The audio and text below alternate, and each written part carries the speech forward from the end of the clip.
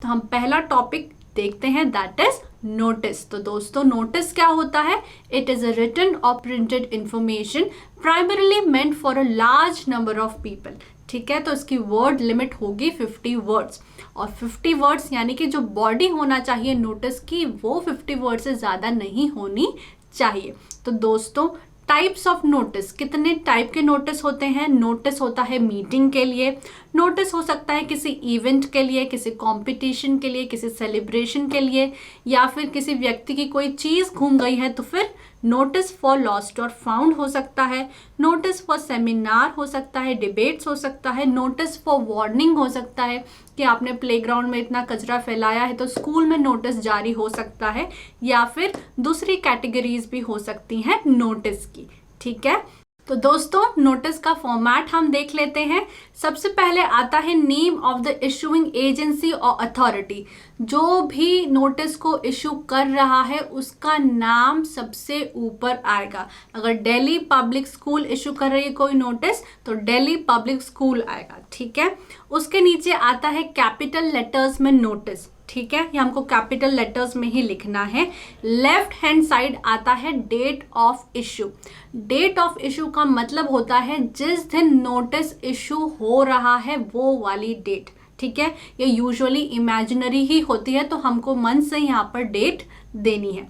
बीच में आता है subject of the event which is very very important. इस सब्जेक्ट को पढ़ते ही सामने वाले व्यक्ति के मन में एकदम बल्ब जल जाना चाहिए कि ये नोटिस क्यों इशू हुआ है। For example if there is a inter school debate competition तो आपको सब्जेक्ट में लिखना है इंटर स्कूल डिबेट कॉम्पिटिशन, ताकि नोटिस की एक झलक देखते ही सामने वाले व्यक्ति को पता चल जाए कि ये नोटिस इशू क्यों हुआ है। ठीक है, फिर आती है बॉडी जिसमें आती है date, time, duration, place, venue. कोई भी इवेंट जो होने वाला है, ठीक है, इसीलिए हम नोटिस इशू करें ताकि लोगों को बता पाए कि कोई इवेंट होने वाला है। तो इवेंट कब होने वाला है, क्यों होने वाला है, किस लिए होने वाला है, किस टाइम पे होने वाला है, क्या क्या रिक्वायरमेंट्स है, ये सारी ही चीज़ें हमको बॉडी में लिखनी है। ठीक है, नेक्स्ट होता है ऑथराइज सिग्नेटरी। ठीक है, अगर स्कूल में इशू हुआ है तो usually head boy head girl का नाम और नीचे ब्रैकेट में उसकी डेजिग्नेशन यानी हेड बॉय या फिर हेड गर्ल होती है। ठीक है, अब ये जो फॉर्मेट है यूनिवर्सल है। बाद में आके ये मत बोलना कि पहले हम नोटिस लिख सकते हैं क्या फिर issuing authority. No, this is a strict format, आपको ये ही फॉलो करना है। ये होगा 3 मार्क्स का, दैट इज फॉर्मेट, कंटेंट और एक्सप्रेशन के इसमें मार्क्स रहेंगे।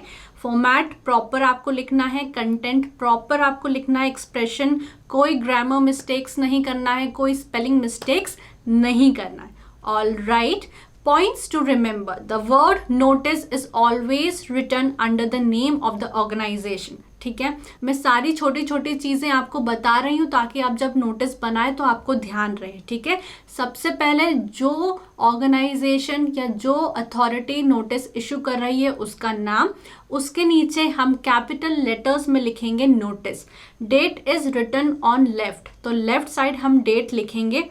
अब जो रेड में मैंने बताया है वो मैंने बताया है कि इस तरीके से डेट को नहीं लिखना है, जैसे 15/June/21। No, this is a wrong thing. ठीक है, सही चीज़ है 15th June, 2021। इस तरीके से आपको लिखना है।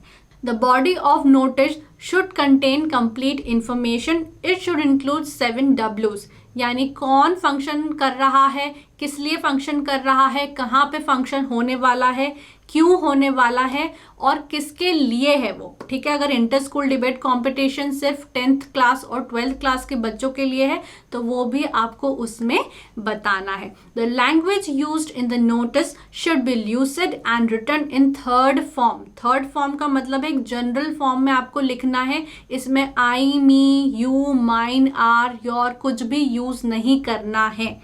ठीक है, choice of tense is mostly future, क्योंकि नोटिस हम एक पर्टिकुलर डेट पे इशू करते हैं और फिर हम उसमें बताते हैं कि कोई फंक्शन है जो आज से 15 दिन बाद होने जा रहा है। ठीक है, that is why tense mostly future होगा। All right, should be presented within a box, एक बॉक्स के अंदर होगा। 75% of the answer is to be derived from the question. Very very important. Organisation का नाम आपको दिया हुआ रहेगा, नोटिस आप लिख लोगे, डेट आपको इमेजिन करनी है, सब्जेक्ट आपको क्वेश्चन में से ही मिल जाएगा और बॉडी का बहुत सारा पार्ट आपको क्वेश्चन में से ही मिल जाएगा और वो हम एग्जाम्पल में अभी देखेंगे, ठीक है। तो आपको बहुत कम दिमाग लगाना है नोटिस पे। ऑल राइट, तो दोस्तों हम एक एग्जाम्पल देख लेते हैं, नोटिस फॉर वार्निंग, ठीक है। एक वार्निंग के लिए एक नोटिस हमको जारी करना है। You are Rani Raj, secretary health club, national public school, Ramnagar. You find that after lunch break, the school playground and verandas are littered with wrappers, paper, polythene bags, etc. Write a notice in about 50 words advising students to refrain from doing so. अब देखो नीचे notice में मैंने क्या क्या चीजें question में से ले ली है। मैं कौन हूँ, रानी या फिर राज, ठीक है। तो मैंने नीचे लिख दिया रानी, ठीक है। कौन हूँ मैं, सेक्रेटरी हेल्थ क्लब, मैंने लिख दिया उसके नीचे सेक्रेटरी और ब्रैकेट में लिख दिया हेल्थ क्लब। इस नोटिस को कौन इशू कर रहा है, नेशनल पब्लिक स्कूल रामनगर, मैंने लिख दिया ऊपर सबसे पहले, उसके नीचे लिख दिया नोटिस, मन से कोई भी डेट डाल दी और कैसे डाली, 15 जुलाई 2021, ठीक है। अब मुझे किस बारे में ये नोटिस इशू करना है, about the littered school playground, ठीक है। तो मैंने ये सब्जेक्ट डाल दिया, इसको देखते से ही बच्चे समझ जाएंगे कि ये एक वार्निंग है स्कूल की तरफ से कि कचरा नहीं फैलाना है। अब देखो यहाँ पे तू मैं नहीं हो रहा है, ठीक है। हेड गर्ल अपनी तरफ से नहीं बोल रही है कि मैं ऐसा बोल रही हूँ कि तुम ऐसा करो, नहीं, बहुत ही थर्ड फॉर्म में पूरा जो नोटिस है वो लिखा है। It has recently been noticed that after lunch break, the school playground and corridors are littered with foodstuff, wrappers, paper, polythene bags, etc. Students are advised. अब यहाँ पे ऐसे नहीं बोल रही है कि मैं I am advising you, एकदम जनरल थर्ड फॉर्म में लिखा है। Students are advised to refrain from this in the interest of maintaining cleanliness in the school premise. We request you to use the dustbins which have been placed at both ends of each of the floors. Defaulters will be dealt with strictly. ठीक है, तो इस तरीके से आपको notice लिखना है। हम एक और एग्जाम्पल देख लेते हैं, notice for competition. An inter-class drama competition is to be held in St. Stephen's School, Visakhapatnam. As Akash, head boy of the school, draft a notice to be put up on the notice board inviting entries. Provide all necessary information in about 50 words. तो आप कौन है, आकाश head boy, ठीक है।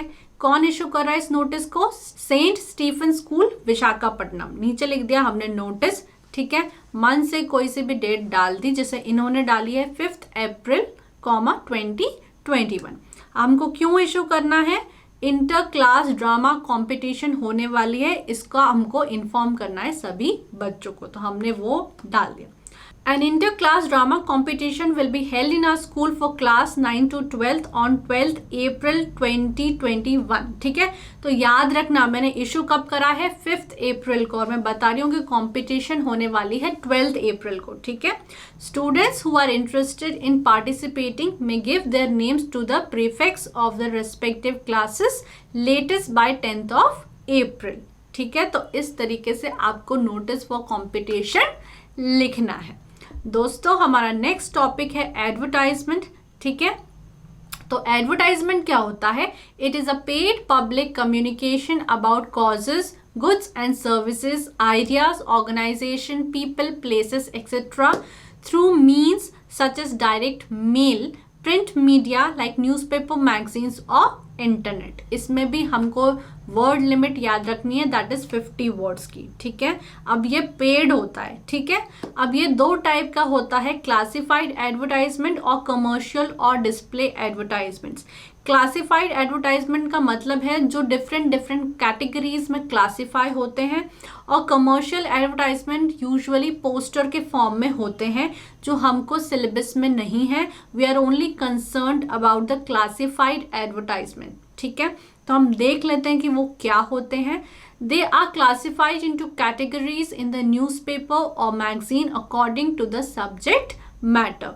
दे are brief and to the point. ये brief होते हैं, to the point होते हैं, क्योंकि ये चार्ज होते हैं, ठीक है। पर वर्ड पर कॉलम चार्जेबल होता है, तो यूजुअली लोग छोटा छोटा लिखते हैं और टू द पॉइंट लिखते हैं, ज़्यादा इधर उधर की बातें नहीं बताते हैं. So they are brief and to the point as it is charged per word, per column or per line. Should have simple and effective language, should be meaningful and interesting so that it grabs readers attention. ठीक है, थोड़ी कैची lines होना चाहिए advertisement में, तभी तो वो readers का अटेंशन ग्रैब कर पाएंगे. ठीक है. अब टाइप्स ऑफ एडवर्टाइजमेंट बहुत सारे होते हैं, जैसे सिचुएशन वेकेंट, यानी कोई प्लेस खाली है, कोई एम्प्लॉय का औहदा खाली है, ठीक है, डेजिग्नेशन खाली है, तो उसके लिए भी आता है सिचुएशंस वेकेंट. या फिर सिचुएशंस वांटेड भी होता है कि मुझे जॉब चाहिए. ठीक है. Sale and purchase of property, vehicle, household और ऑफिस गुड्स.